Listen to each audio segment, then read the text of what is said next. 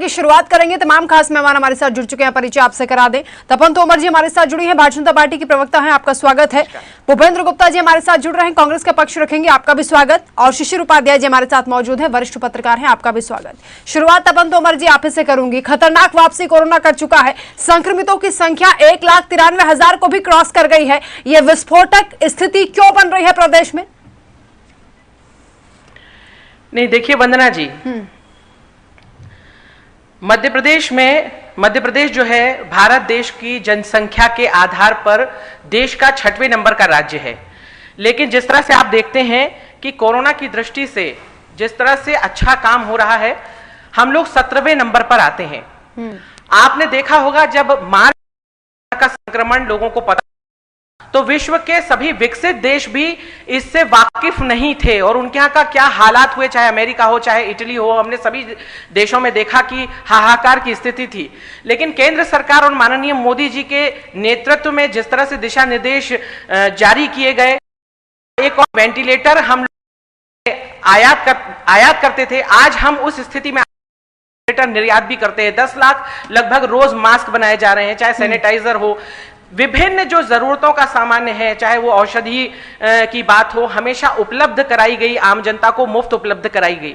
और इसी को लेकर के जब जन जागृति की गई कि 2 गज की दूरी रखिए, मास्क भी जरूरी है, जब तक दवाई नहीं तब तक ढिलाई नहीं, इन सभी माध्यमों से हमने देखा कि अभी 10 दिन पहले तक कोरोना की चेन को ब्रेक कर लिया था हम लोगों ने और हम सभी लोग एक आम जनजीवन में लौट गए थे। तपन तोमर जी, अभी हाल ही में चुनाव हुए तब कितने लोगों की भीड़ इकट्ठा की जा रही थी, क्या उससे संक्रमण को बढ़ावा नहीं मिला?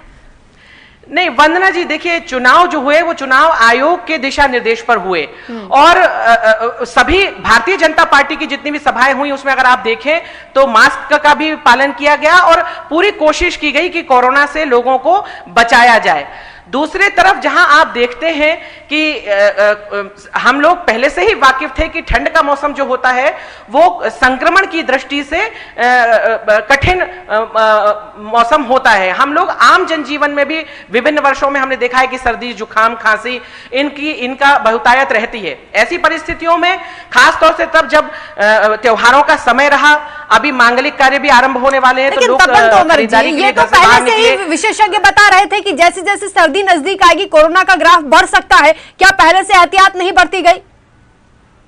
एहतियात बरते गए, इसीलिए ही पूरे मध्य प्रदेश में जो है वो नियंत्रण में है स्थिति। जो 5 शहर संक्रमण की दृष्टि से देखे गए हैं, आप देखिए कि वहां पर रात्रि कर्फ्यू का लागू कर दिया गया है और जो विशेष दिशा निर्देश हैं मध्य प्रदेश प्रशासन के द्वारा वो लागू कर दिए गए हैं। तो नियंत्रण में स्थिति है, अस्पतालों में बेड की व्यवस्था नहीं है, अस्पतालों में उनको सुविधाएं नहीं मिल पा रही हैं।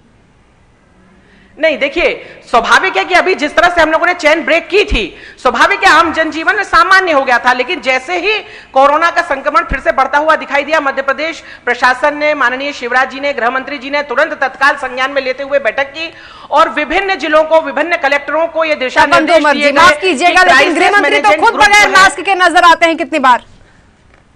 नहीं, अभी हाल फिलहाल जिस तरह से हमने देखा कि कोरोना का संक्रमण कम हो गया था, ऐसी परिस्थितियों में कभी कभी ऐसी स्थिति देखी गई। लेकिन मध्य प्रदेश ही नहीं, केंद्र में माननीय प्रधानमंत्री जी के द्वारा भी जिस तरह से लगातार कहा गया है, उसका पालन न केवल भारतीय जनता पार्टी के नेता, आम जनजीवन, आम जनता ने भी उसका पालन किया है, तभी तो हम ब्रेक कर पाए।